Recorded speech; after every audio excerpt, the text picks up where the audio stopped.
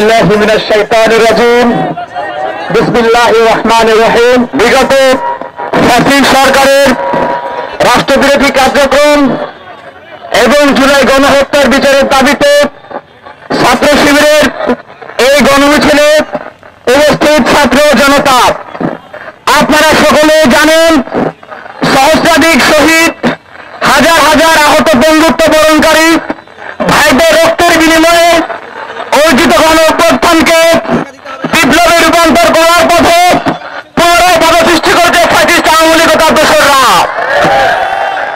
সম্মানিত উপস্থিতি, আমরা মনে করি ইউনিট সরকারের নিষ্ক্রিয়তা এবং বিচার কার্যে দীর্ঘসূত্রিতা এর জন্য প্রধান দায়ী। পাশাপাশি বাংলাদেশের একটি বৃহত্তর রাজনৈতিক শক্তি যারা সচিবালয়, বিশ্ববিদ্যালয়, বিচার কার্যালয় এবং গুরুত্বপূর্ণ প্রতিষ্ঠানের চেয়ার দখল করে আছে,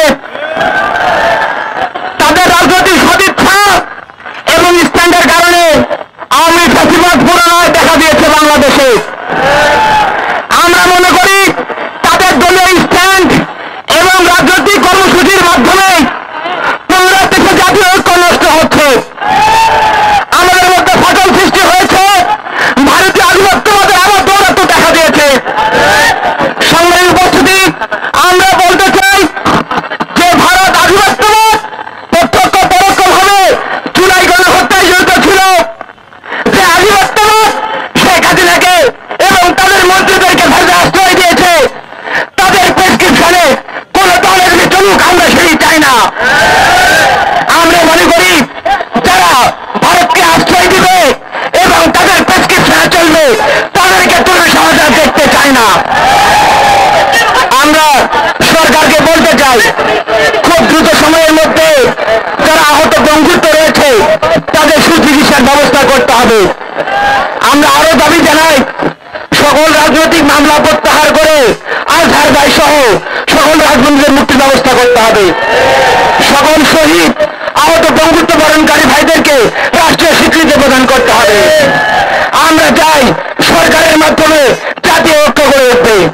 এই ফ্যাসিস্ট আওয়ামী পতিত সরকার তাদের ষড়যন্ত্র এখনো বন্ধ রাখেনি।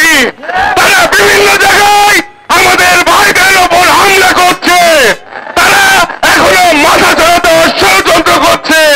আমাদের সকলকে ঐক্যবদ্ধ হয়ে তাদের বিরুদ্ধে দুর্বল আন্দোলন করে তুলতে হবে। তাদের বিচার নিশ্চিত না হওয়া পর্যন্ত তাদেরকে মাঠে নামতে দেওয়া হবে না। সংগ্রামী ছাত্র জনতা একটা মহল আমাদের মধ্যে ঐক্যের ফাটল ধরানোর চেষ্টা করছে। আমরা দৃঢ় কণ্ঠে বলতে চাই, ছাত্র জনতার কোন ঐক্যের ফাটল ধরানো যাবে না। যারাই আমাদের ঐক্যের ফাটল ধরানোর ষড়যন্ত্র করবে